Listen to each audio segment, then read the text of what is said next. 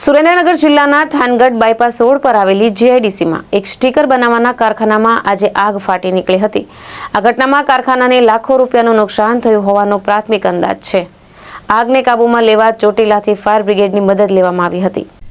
આગ એટલી તીવ્ર હતી કે તેને જોતજોતામાં આખા કારખાનાને લપેટમાં લઈ લીધું હતું। કારખાનામાં રહેલો કાચો માલ, મશીનરી અને તૈયાર સ્ટીકરો બળીને ખાખ થઈ ગયા હતા। આગ લાગવાનું ચોક્કસ કારણ હજુ જાણી શકાયું નથી, પરંતુ જ્વલનશીલ પદાર્થને કારણે આગ ઝડપથી ફેલાઈ હતી। સ્થાનિક ફાયર વિભાગ પાસે પૂરતી સિસ્ટમ અને આધુનિક સાધનોનો અભાવ હોવાને કારણે આગ પર સમયસર કાબુ મેળવી શકાયો ન હતો। પરિસ્થિતિની ગંભીરતા જોતા તાત્કાલિક ચોટીલાથી ફાયર બ્રિગેડની ટીમને મદદ માટે બોલાવવામાં આવી હતી। આગની તીવ્રતા જોઈને કારખાનામાં કામ કરતા મજૂરો અને આસપાસના કારખાનેદારોમાં ભયનો માહોલ સર્જાયો હતો। સદનસીબે આ ઘટનામાં કોઈ જાનહાનિના સમાચાર નથી। હાલમાં ફાયર ફાઇટરો દ્વારા પાણીનો મારો ચલાવીને આગને કાબૂમાં લેવાના પ્રયાસો ચાલુ છે।